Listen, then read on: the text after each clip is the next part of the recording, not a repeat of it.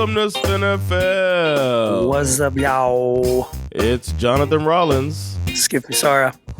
And we are two Americans living in Sweden talking about playoffs? Don't talk about it. Playoffs? You kidding me? Oh man, I'm in the mode right now, man. Who talking about playoffs? I mean, what? Yeah, and also, like, what a round of football. So we got another classic game from the Bills and the Chiefs. Woof. Turning into the rivalry that we all needed in the NFL. We got to see Lamar finally advance. We got to see Houston, show up. Detroit changing history. Yeah. That was good, man. Is it a rivalry? 49ers got a little. Is it a rivalry if you can't beat them in the game? Yeah. I mean, we can. Man. No, we'll talk about it. I'm being facetious. Yeah. How you doing? Bird, I'm good. I'm just out here trying to fucking figure shit out. I feel like I'm in a place right now without getting too specific where like, I have some days where I feel like I know, like I'm just on top of it. I'm humming. I'm firing on all cylinders. And then I have some days where I feel like I'm my own worst enemy. I'm like, what am I doing out here? Like, just kind of getting in my own way. Throwing, I have little moments here and there where it's like, I'm throwing interceptions on first down as I'm trying to go win the ball game. Are you fumbling out of the end zone?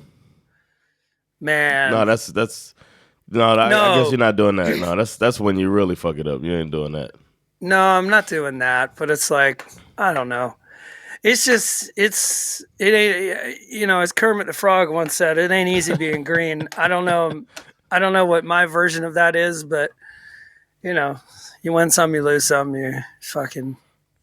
I don't know. For the most part, I feel like I'm doing fine. But you are doing fine, Skip. Yeah. Yeah. Don't doubt yourself. You can't be doubting yourself, man. That makes me have to go. Damn. I was rooting for you. We were all rooting for you. How dare you? Yeah, I know. Yourself. I know. Yeah. That being said, I feel good. Good, man. It might be good. This time of year too. We're in the darkest month of the year. If those of you that don't live in Sweden don't understand that we don't get sunlight at all. Like it's like gray. The clouds refuse to let the sun through most days, and then we forget how. Especially someone like me who took sun for granted my entire life. Yeah, to me the worst. Like yesterday was the worst of the worst, where you have like. Yeah. So we've had a ton of snow, and then it got warm.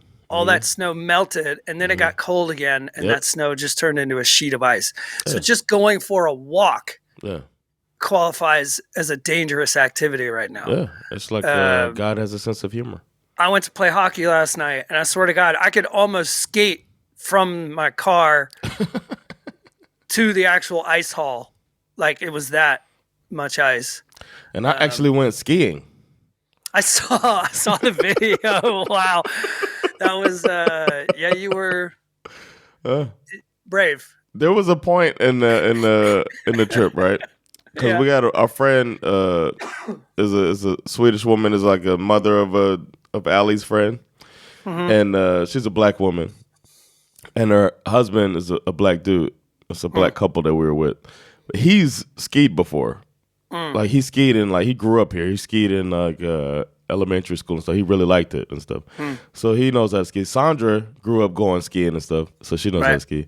So then it's me and then the mother, the woman, and she's not that. She's done it before, but she hasn't done it in forever. I did it one time, and I never knew anything. So like I'm up there. At one point, she falls down. And she's like yelling at her husband, "You better get over here and help me." So he comes down to help her. He's hurrying. He falls next to her, right? His ski gets messed up, right? So now there was a point when all of these people around us, of course we're the only black people there, where at the top of the hill is me scared to go down, not knowing what to do, right? I've already flown into like this whole patch of snow. Like the first thing I did was boom, right into a whole mountain of snow. So now I finally climbed my way back up while these little kids going around me. I'm at the top of the hill. He gets her back to the top of the hill. His ski's broken. He's like stepping in trying to get his ski going. She's standing there just nervous. The only 3 black people at the ski lodge are at the top of the hill watching white people go all around us. Talk about confirming stereotypes. That was funny. And the video that I saw, like you made a business decision where you were like in a like kind of that snow wedge plow kind of thing, and you were headed right for a kid. Yes. And I saw the look on your face that you were 100% willing to break your own leg to not run over this little white boy. Yeah. I saw it in your face. You were like, I don't care what happens, but I am not hitting this kid. I was going to wipe out everybody over here just to not hit this kid. Yeah. And somehow I stopped. I would kill 100 people over here to make sure I don't run over this one white kid. Skin on your face. I was like, oh man. It was a ledge too, like you could see it in the video. There's like a ledge. So I would have gone through the fucking gate and off a ledge if I kept going. But I was not gonna hit that kid, man. Oh my god, that's funny. Yeah, man. So I did that. I did what we call in my community white people shit over the weekend. Oh, it was man, fun, that's man. funny. I'm going again. I'm gonna get and bash fucking. Of course, kids. My kids were good. They went to the course and yeah, kids are the worst. I hate kids. They learn everything so quick. I love to ski, of course. I was very fortunate to have a lot of experience skiing as a kid as well. My father and I used to go on a trip every year. Oh, cool. So I love it. And we waited for quite a while to introduce our kids to it, but we've taken them a couple of times and they've taken to it fairly well. Oh, cool, man. But it's fun. Yeah, really fun. I had a good time. Yeah. Anyway, there was some, I don't know how to transition into it, but let's just get into the games, man. Flip and Pick 'em, we all were correct. Every game we picked in Flip and Pick 'em was correct, so we tied at 20-20 in points. Good job, man. I just wanted to point out that you were wrong in your asterisk. Is that true? Yeah, you're right. Well, to be fair, I mean, I was close. Yes, you were. You know what I mean? Man, I was like, they're gonna lose. They are gonna lose. I know. But we'll talk. Let's get into it. The first game was the Texans Ravens game. The Ravens won this game 34-10, but this one started out like a bare knuckle fist fight. Both defenses came ready to play. The vibes in the first half had this game looking like a potential upset, as well as this, I'll get to more of that later. This whole narrative that Lamar can't win in the big game, but that's bullshit. But this game was tied 10-10 at the half, and a lot has been said about what Lamar Jackson said in the locker room to his team, but and I don't even know what it was, but apparently he rallied the troops, and whatever he said, it worked because dude went 16 for 22, 152 yards in the passing game, 2 touchdown passes, but on the ground, I mean, my man, former Bulldog Todd Monken, released the beast, allowing Jackson to run for 100 yards, 11 carries. Yes.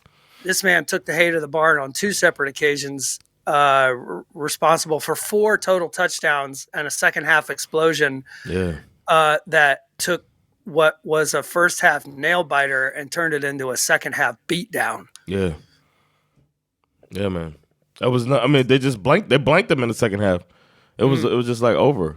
And Stroud couldn't do anything. Singletary, he was looking all right at first, but he couldn't do anything.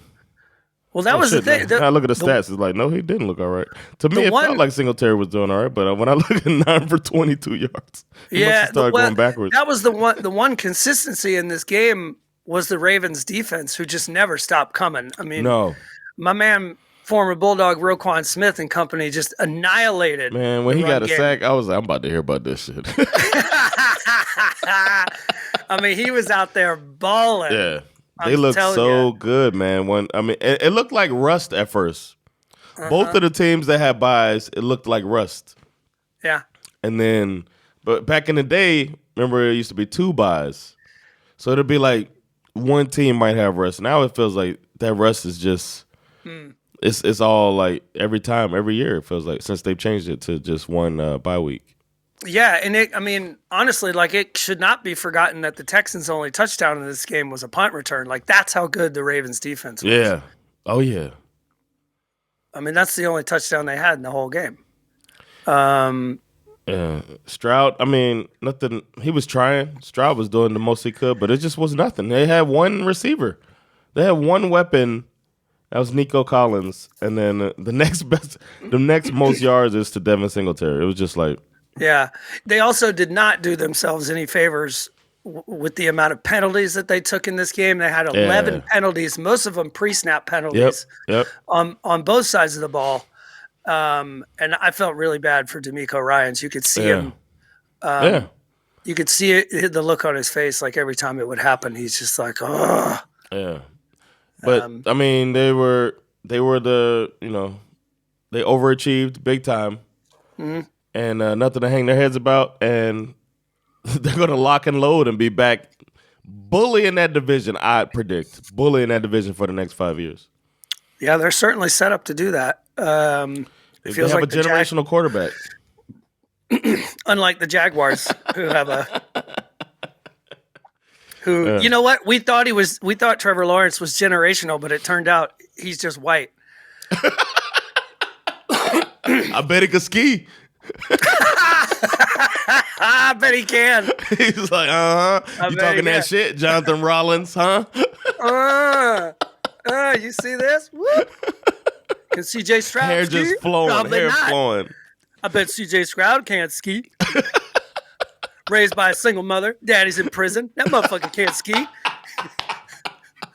Right? Oh yeah, let's get that draft trauma porn locked and loaded. Yeah, man. So congrats to the Ravens. They look good, man. They look like the best team in the NFL right now. Yeah. Remaining. Yeah. Yeah. Speaking of people who can probably ski, Kyle Shanahan. He went on trips as a kid. You know that motherfucker can ski. Yeah. I love that, like, suddenly being able to ski is like code for white. Racist. It's white people shit. White privilege. Not racist, it's privilege. Yeah, exactly. It's just white privilege. Sorry. Kyle Shanahan, in my opinion, and this is not just me. Like, I know I'm out here hating on Kyle Shanahan, but everybody's fucking saying it. No, just Kyle Shanahan. I'm gonna change the button to be called the Kyle Shanahan hate button. But you gotta admit, you watch this game. Kyle Shanahan did everything he could possibly do to try to lose this football game. Yeah, I think he was like throwing stuff against the wall at one point. Like, I'm not. It's a difference in, like, he's like, I'm not gonna fucking lose this game, and he was throwing things against the wall. There was rust. There was rust on the Ravens side too. Sure, but Green Bay somehow was able to, like, Jordan Love, man. God damn, he was impressive. Yeah, he really, really was. And but then he's also Jordan Love too. Like, yeah. I mean, thankfully for 49ers fans, the defense stepped up for them. I mean, they were nails in the red zone all night long.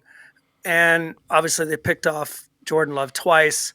One was tipped, but it was a bad throw. Yeah, it was tipped, but it was a bad throw. It threw it behind him. So I put that one on Love for sure. Yeah, that's true. And then, of course, the one he throws at the end, I mean, he came out immediately and was like, I mean, what am I doing? It's like I committed he said I committed the mortal sin. Throwing across his body, yeah. Yeah, in my opinion, he was just channeling his inner Brett Favre, honestly. I mean, hey man, it's in the blood out there, man. Yeah, exactly. It's in the water. 49ers also lost Deebo Samuel early in this game. Yeah, that could be. despite all the other weapons. You mean Brock Purdy when you said weapons? He looked ordinary. Yeah. I mean, we've seen them struggle when they lose Debo, despite all this other stuff that they have. Yep. And Purdy was obviously having some issues with the weather. Like he started out the game wearing a glove and then he took it off. And, he didn't look great at all. Outside of that if you want to be generous, you could obviously say that when it really, really mattered the most, the guy was absolutely clutch on that final drive when they needed it. Yeah, man. Which, to be fair, that's an impressive quality. But for the sure. MVP, he came through, Mr. McCaffrey. Oh, for sure. He's For a baller, man. It's hard not to like that guy, man. They lose this game without him, 100%. Yeah. To me, the best example of Shanahan getting in his own way came late in the second quarter. I can't say anything because we got a Bills game later, so I got to do this too. So go ahead, man. The 49ers have the ball with 4 minutes left, knowing that they're getting the ball out of the half. I mean, this is their chance to step on the Packers' face and just take this game away. And I get that he's trying to eat the clock so that the Packers don't get the ball again before the half, but they go on this really puzzling 11-play drive that just reeks of we're planning to kick a field goal at the end of this. You know what I mean? It's like, what are you doing? He's saving all his timeouts. He's letting the clock run instead of trying to get in the end zone. And even with the chance to get a little closer, they still wasted the downs, and they try to kick the field goal and it gets blocked. Yeah, I was like, I thought that might be the changer right there. In a game that you only managed to win by 3 points, I mean, this sequence would have been all anyone would be talking about had the 49ers defense not been so lights out in the red zone. Had they not stepped up, everybody would be like, this is the drive that lost the game right here. The Packers field goal kicker being Sweet. a two-pack of ass this year Swede, also. Man. You know he's Swedish, right? I'm here to double down. That shit is a 2-pack of ass. I know. I really hate that for him too, because it's like, I knew he was gonna miss it when I was like, when the pressure comes on these Carlsons, man. Yeah. His brother. I think he's missed 13 field goals this year. Did you hear LaFleur's quote? Yes. Say it. When he's up, I just pray. You get rid of your kicker. Get rid of your kicker if that's how you feel. There's kickers out there. You know who is out there? Who's out there? Remember Robbie Gould? Oh, former 49ers kicker? And the Bears, too. Former Bears kicker? I mean, this guy's... Yeah. And he good. Yeah, Gould has a leg. Man. Aaron Jones was the only Packer who truly had a hell of a day. Oh, yeah. They looked physical. They looked strong all game, too. Aaron Jones looked like he was ready. Yeah, but as you said, the real MVP of this game was certainly Christian McCaffrey. Yeah. 17 carries, 98 yards, 2 touchdowns, including the game winner. Kittle stepped up too. I'll give Purdy credit. That touchdown pass that he threw to Kittle was a thing of beauty. That was gorgeous. He threw some beautiful passes. He did. had a couple of. It was like a Trevor Lawrence performance where you got some beautiful passes and then some head scratchers. I mean, also, like any game, there was a fair amount of luck involved here. Purdy had what should have been a pick six in the first quarter bounce off of the hands of Darnell Savage. Man. Like, that would have changed the game completely. Yep. That's why they play defense. That's what John Madden was saying. That 4th and 1 in the red zone that led to the Packers' turnover on downs. Mm-hmm. In my opinion, the referees screwed the Packers on that spot. I think they got it. The broadcast crew thought he got it. Yeah. You talking about when they did that little tush push thing? Yeah, and he didn't get that. Yeah, no, there were 2, and there was one that he definitely got. There was one that he didn't get, but there was one that he got for sure. And even if he didn't get it, the refs missed that the 49ers had lined up off sides. So it's like, okay. you know, I don't know. LaFleur threw a challenge flag once in this game on another bad spot, and he won that one. But it just felt like the refs were really not being generous with the way they were spotting the ball. Refs were spotty this whole weekend too. Yeah, they were. They were. Look, here, I'm hard on the 49ers because of this whole Shanahan thing, of course. But in all honesty, both Ravens and the 49ers, as you suggested, look pretty rusty after their first round bye. The Ravens did a much better job adjusting at the half, where the 49ers, in my opinion, were really fortunate to survive this game. Yeah. That being said, I have no doubt they're going to be so much more prepared for the NFC Championship game. Yeah. I think they'll be, and the weather mattered. Like, it was dumping rain and all that kind of stuff. So it's like, you know, in all fairness, as much as I want to fucking blame this on Kyle Shanahan, it's like, as far as I know, he does not control the weather. I was also thinking about it. Like, I don't know if they had any events at the stadium, but 2 weeks of just absorbing bullshit, like the field. I was thinking about that. The field had 2 weeks off too, because people were slipping around. You saw people. That's true. So yeah, but I think both of the Packers, there was at least one or two of their touchdowns where the receiver was wide open because the man in coverage had just just slipped. His feet came out from under him. Yeah, you're right. So I think the field being like unbothered for 2 weeks and just it can't be as bad. Weather. You remember that old Candlestick Park, that field they used to play in? Yeah. Oh man, that place was a hot mess. Like, if it rained, like, it was just like a mud bowl. And didn't they share it with the baseball team too? Yeah, I was gonna say, because the Dolphins had the same problem. Yeah, because we had that baseball diamond during the baseball season, like at the beginning of the season. Imagine that you dealing with the heat and these rocky fucking baseball diamond in the field. Yeah, Falcons had that too, in the original days. Oh shit! They shared Fulton County Stadium with the Braves. Damn, that shit sounds like a shitty stadium. Fulton County Stadium. I know. A prison. Exactly. Where the inmates play. The Fulton County Stadium was right next to the Fulton County housing projects. Oh, really? And then they just make the tickets expensive. They'll never get in. Let's make sure that the black people who live next door can't afford to come in. This is insanity. But that was good. Kudos to the 49ers. Packers look like the team. Like, I was ready to put it out. At the end of the game, I was like, let's just go ahead and bet on the division winners next year. Like, before the season's over, just go ahead and bet. But I'm not that crazy. But I really feel like that's how confident I am in the Packers. Like, they're going to win that division next year. Jordan Love got the Speaking of early bets, I think we should put an early bet on the Lions being able to cover. I mean, they were immediately 7-point underdogs to the 49ers. Oh. I'm like, that's too much, in my opinion. Something about Jared Goff, man. Well, let's talk about the game, man. I like that idea, though, betting the Lions to cover. I don't trust Goff, but Goff showed a lot this game, man. And kudos to the Bucs. They hung in there with the Lions, who I don't know if they would have beat the Rams if it came down to it. So the Bucs did their dirty work for them and came out and almost in the same like the Texans. We're not supposed to be here. And they put up a fight. Yeah, absolutely.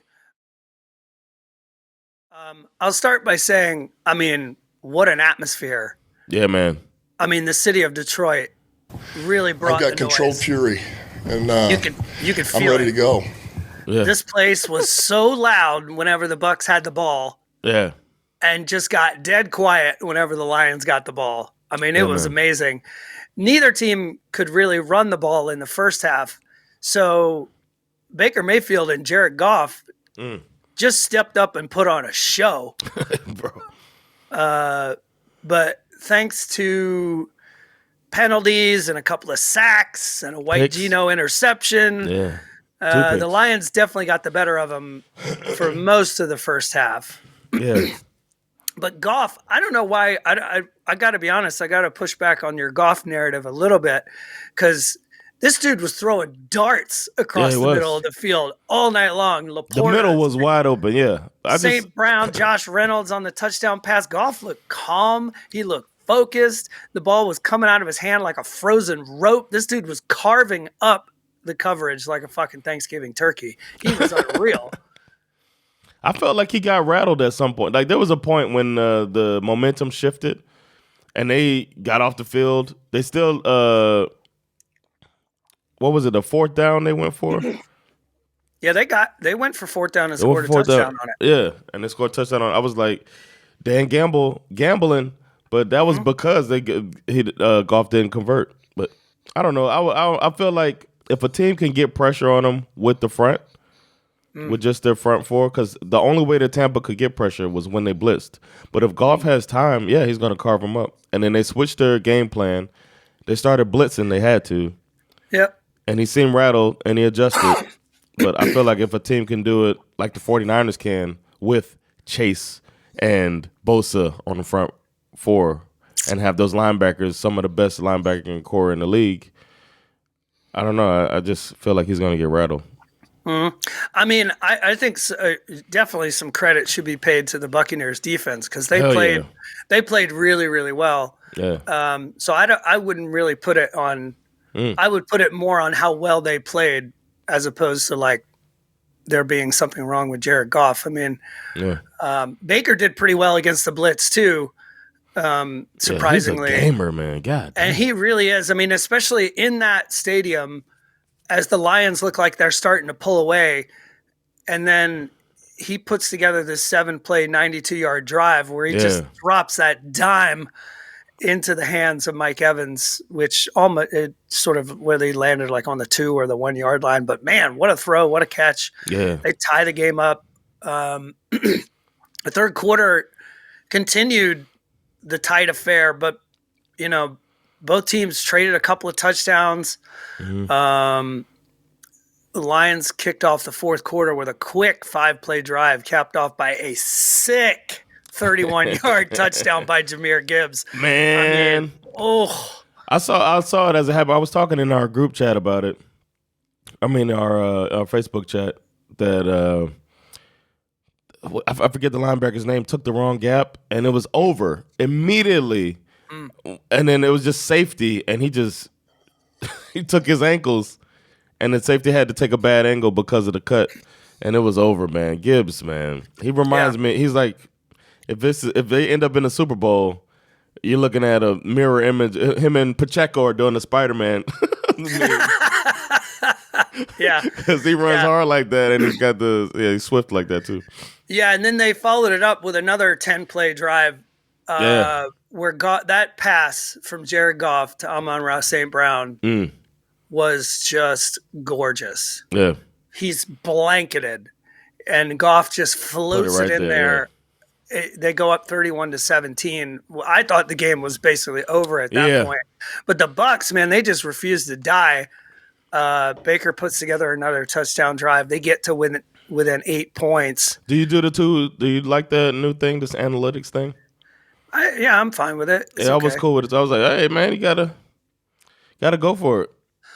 I mean, I didn't think Collinsworth did a very good job of describing it on the broadcast. I mean, essentially what he was trying to say is that the 2-point conversions are like a coin toss. It's 50-50. Yeah. If you don't get it now, you'll get the next one. So it's like, whatever, I'm fine. You'd rather try to get it when you don't necessarily need it. Right. Then at the end of the game, then have to panic at the end and you're just in a to avoid overtime. Then it looks like a really bad decision. Just take the overtime. I did see that. I think if Evans didn't have as much, Evans is too much of a gamer to flop because it was pass interference. All he has to do is stop instead of trying to catch the ball. That's the weird thing. Like let the guy run into you and then you get the pass interference. But yeah, that's true. I didn't think about that. But it's it was. I mean, I liked both coaches. Like they got both of them coming out and coming back in, And the way they talked about it, they're very similar. Dan Campbell and Dan Campbell has obviously his intensity's ratcheted all the way up. Sure. But Todd Bowles and him, the way that they talked about it, I really liked them as the way they were preparing their teams. It was two well prepared teams. One had the better talent and ended up winning the game. It's good. I agree. Yeah, I mean, this was a dogfight all the way to the end. The Bucks gave the Lions all they could handle. But, like you said, Dan Campbell, he's turned these Lions into just straight up gladiators who play hard on every down all the way to the end. And he has transformed what is traditionally one of the worst teams in the NFL, and he has marched them into the NFC Championship game. One win away from making it to the Super Bowl. You got to root for these guys, man. I mean, I think they need to build a statue out of this man, for Christ's sake. He's got me wanting to, I wanted them to win. I want them to win the whole thing. My brother's a Bucks fan, so it would have been cool if they won too. But Lions versus 49ers is going to be fun, man. And it looks like the Lions are, man, that division, man, the NFC North, like I said, it could turn into the NFC version of the AFC North. And and before we exit this game, I just want to double back and say I can't really say enough about Baker Mayfield and the way he played this game. I mean, this dude was supposed to be the joke of the league this year. We've been calling him White Gino all year, right? But we've been calling him White Gino as praise. True. The one that people forgot about, they wrote him off. We're kind of doing it sarcastically. We keep waiting for the bottom to fall out, and it kind of did in the middle of the season. And I think it's easy to forget because I forgot it. They mentioned it on the broadcast. I mean, the Bucks were 4-7 entering December. 4-7. Yeah. And he got these guys one win away from the NFC Championship game. That's fucking impressive. And it was him. Like it wasn't like 100%. He was being carried by anybody. No. He's good pretty stuff, impressive. Man. NFC's kind of trash though. Yeah. That's true. I mean, if he's an AFC, they would be 6 wins. Yeah, and also you have to remember he played in the NFC South, NFC South, so is even more trash. It's like the trash. That's like the trash underneath the trash. You know, when you think like, oh yeah, I got to the bottom of it. It's the juices in the bottom of the bag. Yeah, there's a whole funk living at the bottom. It's that's the NFC South. Yeah, it's that underfunk. The underfunk. I like it. Then we had us another classic matchup. This is this generation's Manning versus, that's how they try to put it. Manning versus Brady. We had those years. Somebody mentioned Marino and Montana, like some quarterback rivalries of these teams. But I think about that Colts Patriots, where Patriots just spanking them every time. Just come on. All right. And it's like you got Manning, who's supposed to be, everybody knows he's the top quarterback, or was thought of as that big cerebral quarterback, taking the whole clock, changing the plays and all of that stuff. And now you got this version of it with the Bills and the Chiefs. But the Chiefs prevail again when it matters. After losing to them during the season. Wide right. Again.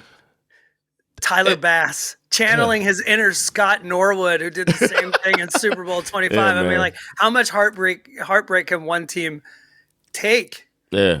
I mean, feels so bad for their fans, bro. I hate the Bills or whatever, but I feel so bad. And the crazy thing is, my team is now the team that has the biggest playoff victory drought. And I feel worse for the Bills fans because getting so close to this, to what you perceive destiny so many times and never ever getting it, that sucks, man. It does. Last year we worried about the Chiefs, and then we watched them adjust mid-season and kind of take over the league. This year we worried about them even more because it felt like it was taking so long for them to get their house in order. Kelsey hadn't caught a touchdown pass in forever. You throw in all the chatter and everyone having an opinion about whether Taylor Swift, Travis Kelsey relationship was a good thing or a bad thing for the team. And while everyone was doubting the Chiefs' ability to win back-to-back Super Bowls, Andy Reid was just quietly in the lab figuring it out, or at the very least, it feels like this team turned the corner the second they gave up and essentially benched Kadarius Toney. And now they're on their way to their 6th straight AFC title game. Yeah. You have any idea how hard it is to go to 6 straight AFC title games? That's crazy. Yeah. And, much has been written about this Mahomes-Kelsey connection not being quite what it has been in the past. But in this game, this dynamic duo basically reminded everybody that they are the true power couple that defines the NFL. Only 6 targets. Kelsey pulls in 5 catches for 75 yards and 2 touchdowns. And those 2 touchdowns move these two into NFL history as the most prolific quarterback, receiver / tight end postseason duo. 16 postseason touchdowns for Kelsey and Mahomes, surpasses Brady and Gronk. Wow. Who had 15, and then Montana and Rice had 12. That is pretty impressive. Man. Especially during this the free agency and salary cap era and all of that stuff too. Yeah. And, some of the other numbers were kind of fascinating. Mahomes is now tied for 7th all time with 13 playoff wins. He has as many as Brett Favre, Rapey Roethlisberger, and Roger Staubach. He has more wins than Aaron in the postseason. What? He's got more wins? Aaron. And if he manages to win the Super Bowl this year, he will be in 3rd place, only behind Brady and Joe Montana. What is he, 27? Oh, wow. Yeah. It's crazy. You said six in a row, right? Yeah. Did you have a list up of what other teams did it? Because it's a very interesting thing. No, I don't. Tell me. One of the teams that have close. Has to be the off Bills, of memory. right? Has to be the Bills. Well, yeah, the Bills, I think they have at least 4, but Because there's they a went to team 4 out there. Super Bowls in a row. There's a team out there. The Philadelphia Eagles. Who went how many times? At least 4 in a row. To the NFC Championship game. Guess who their coach was? Was it that handsome, overweight guy with the mustache that freezes when it's really cold outside? Exactly. Fucking Andy Reid, man. That's fucked up. I never thought of that. That's amazing. This dude has been to at least 10 conference championship games as a coach. And one punt pass kick as a gigantic man-child. I don't know if you ever seen that shit. He was in the punt base like 11 years old, 7'2". It's like he's gotten shorter. I have seen that. Kick the shit out that ball, man. I feel like you said that to me last year. That was funny. Kick the shit out that ball, man. Everybody's like, man, this is a grown-ass child. I'm supposed to take the ball and kick it after this motherfucker? Yeah. But yeah, it's give this man his flowers, man. That's crazy domination. And to get with a actual generational quarterback, this it shows that coach quarterback combo is where it's at, man. What do you think about obviously we feel bad for the Bills fans, but yeah, and but also fuck them. Sorry. Oh yeah, I'm going to get into that later too, but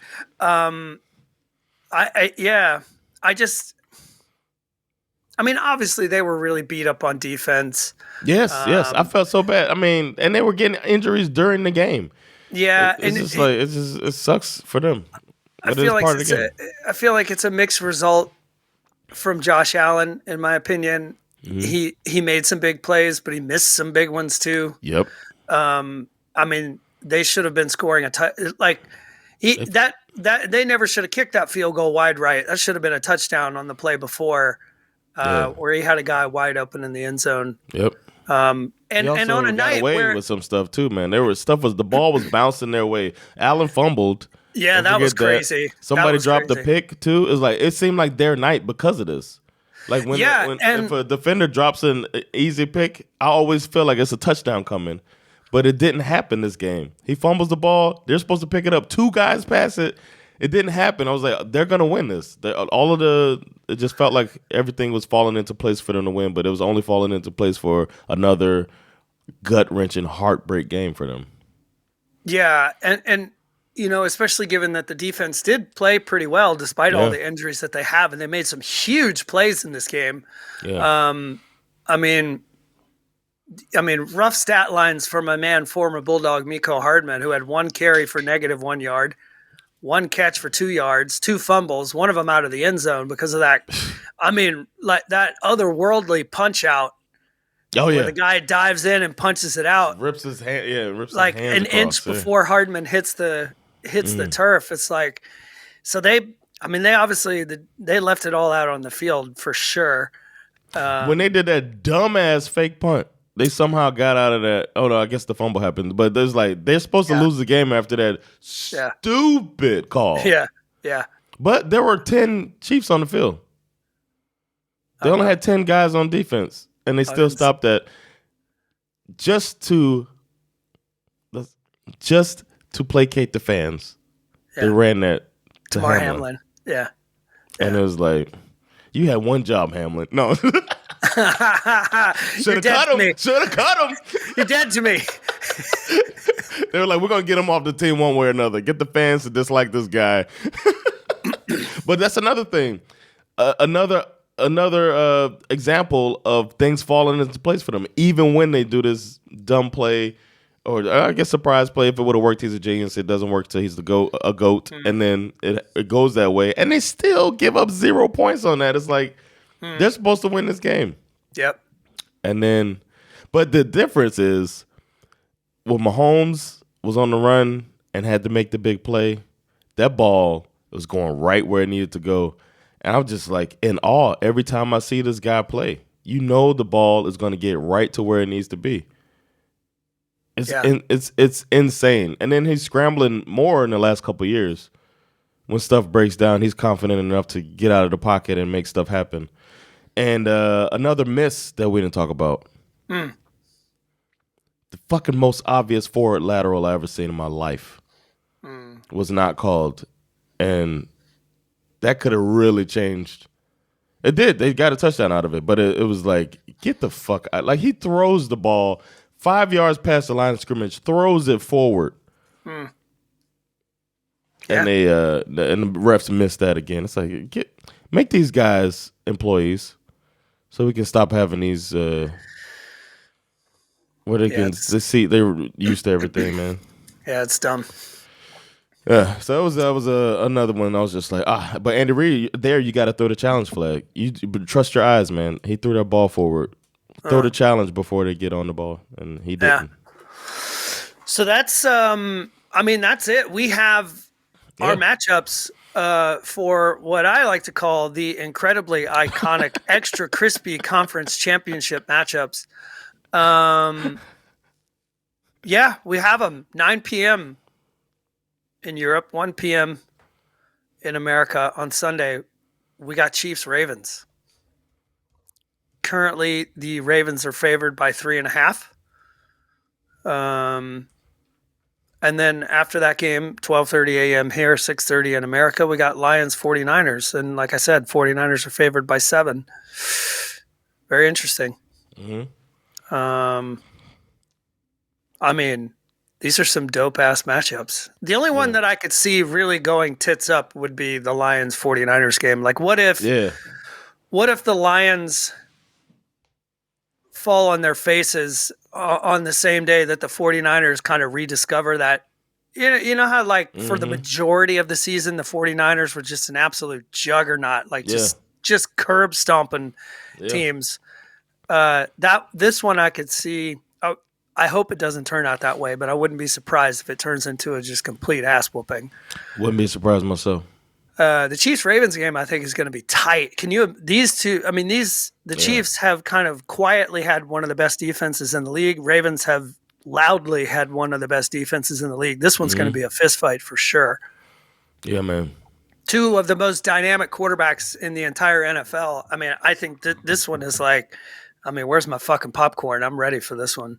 I found out that they have to alternate every year with who gets like basically primetime footage or coverage.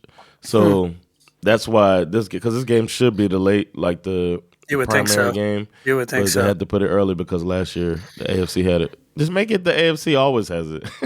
this is the better, all the quarterbacks over here.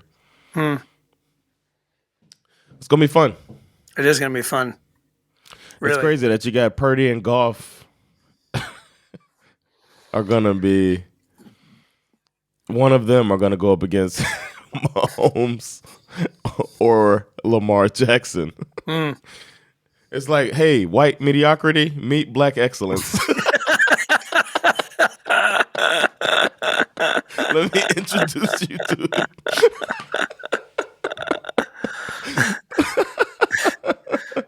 That's funny, man. Yeah, it's true. It's funny. That is fascinating. Yeah, I'm excited. We're gonna come back and we're gonna do some predictions later in the week when we find out the final, all of the stuff. What's gonna happen? Who's gonna play and all that stuff. So stay tuned for that, man. It's been fun, man. When do we find out the actual league MVP? Is it gonna be soon? It's right? well, they always have NFL honors after the conference championship games. Yeah, between but before the Super Bowl. So there's the week off, and they have Pro it there. Bowl week. Yeah, Pro Bowl. I'm so glad that they have changed that format. I'm gonna watch the flag football game. It's fun, man. We don't have people out there just running. They were playing touch anyway. Back in the day, it got stupid. So I'm glad they're doing this and making it Eli versus Peyton and all that shit is dope. Yeah. And so smart that they moved it to the week in between. I mean, back in the day when it was like, it's the week after the Super Bowl. It's like nobody gives a fuck. Nobody's watching that. Yes, but they're in Honolulu. And it's like, yeah, but I'm not in Honolulu. I'm happy for them. We do not care.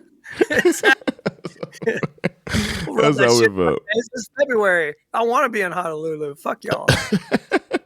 All right, man. Well, another fun one. Go skiing, everybody. Say what's up to the black people stranded on top of the hills at your local ski resorts. And don't judge them. Yeah, don't judge us. It's been Jonathan Rollins. Give me Sarah. What's SveNFL? Peace. Lady-o.